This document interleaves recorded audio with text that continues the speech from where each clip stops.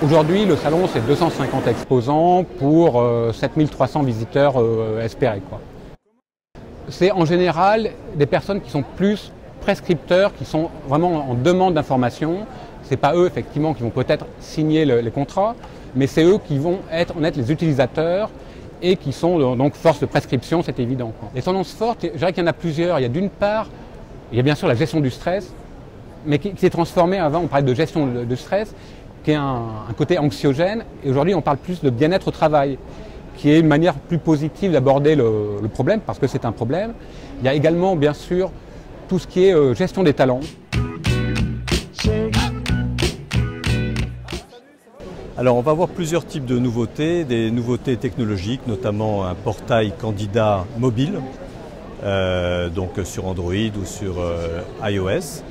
On a aussi une ergonomie sur les référentiels métiers, gestion de compétences, donc très fortement que l'on présente. Et puis tout ce qui est formation, donc on a un module avec une ergonomie et une performance qui révolutionne le processus RH de la formation.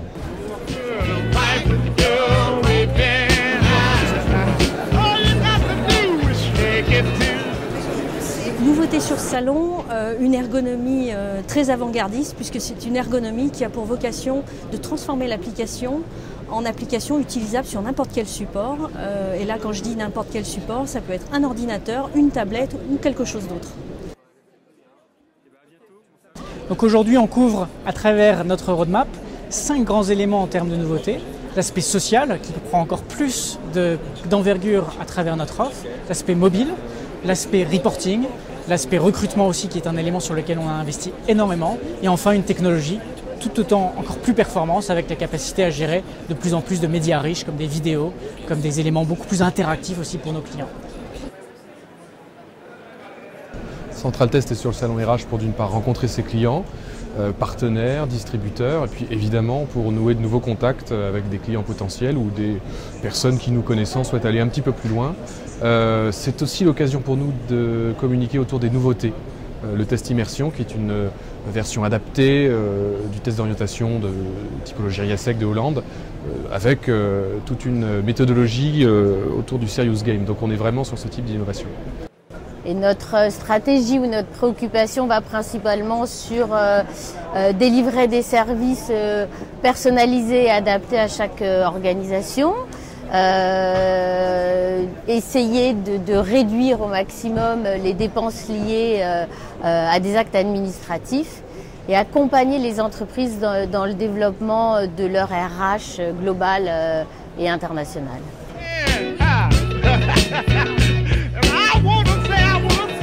Mais le pôle e-learning accueille aujourd'hui de nombreux exposants, puisque c'est à peu près 70 exposants, en comptant effectivement toute l'offre Serious Game. Et c'est un pôle qui répond effectivement aux attentes de beaucoup de professionnels, parce que c'est une alternative dynamique et crédible par rapport à la formation traditionnelle. Alors les nouveautés pour ce salon, elles sont au nombre de 3.